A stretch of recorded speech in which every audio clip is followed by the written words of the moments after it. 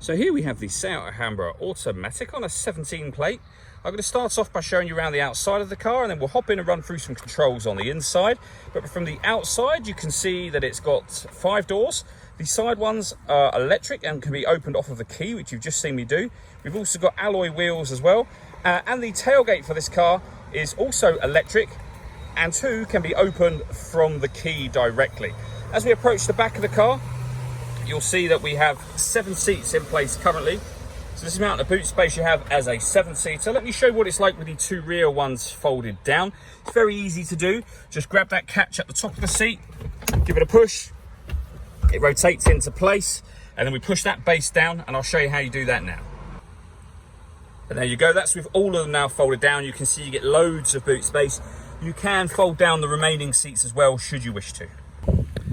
Okay, so we're just going to work our way back round to the front of the car, and then we'll hop in and run through some controls on the inside. But now that we've done a full circle of it, you can see it's in excellent condition the whole way round.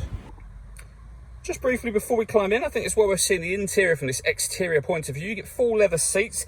The driver's seat is electrically adjustable and has 3 different memory settings. Besides that, there's plenty to run through in this car, so let's hop in and we'll do that right now. Okay, now that we're inside the car, we're going to start with the dials. On the left-hand side, we have the rev counter, and on the right-hand side, we have the speedometer and fuel gauge. In the middle, you can see the total miles for this car, which are 18,376. Above that, we have a trip computer. You can change the information that's displayed there using buttons on the steering wheel. It's not only a trip computer, but it also is for your audio, satellite navigation, your telephone, assist systems, settings, and then back round to where we started. And to do that, and to go through those options on the screen, you need to use these buttons here. We've also got voice activation for your phone over that side. On the left-hand side, we have stereo controls and phone controls again.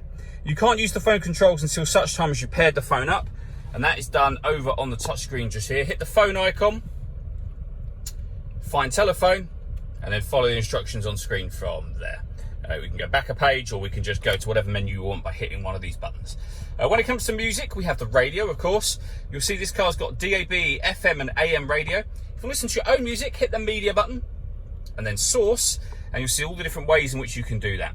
And they include SD memory card slots, USB input, auxiliary input, and you can stream your music wirelessly via Bluetooth audio as well.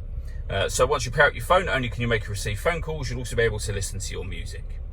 On top of that, this car has got a full colour reversing camera with guidelines showing you what direction the car is headed in relation to the image that you see being shown on the screen. So it does make it very easy to park. And we've also got satellite navigation accessed up here. There's a full video that shows how that works, which you can find on our website and on our YouTube channel. Working our way down, we have the dual zone climate control. So you can adjust the passenger temperature, the driver temperature, fan speed up and down. You can determine what direction you'd like the air to be distributed in. When you're happy with those settings, this button turns the air conditioning off or back on again, or hit auto. The car will now take control of the fan speed and the direction of the air to maintain these temperatures. You can hear it doing that. You can override that by readjusting the fan and putting back on whatever setting you want it on here whenever you want. This car's also got heated driver and passenger seats, both with 3 different heat settings each. As well as the dual zone climate control, rear passengers can actually adjust their own temperatures from the back of the car as well.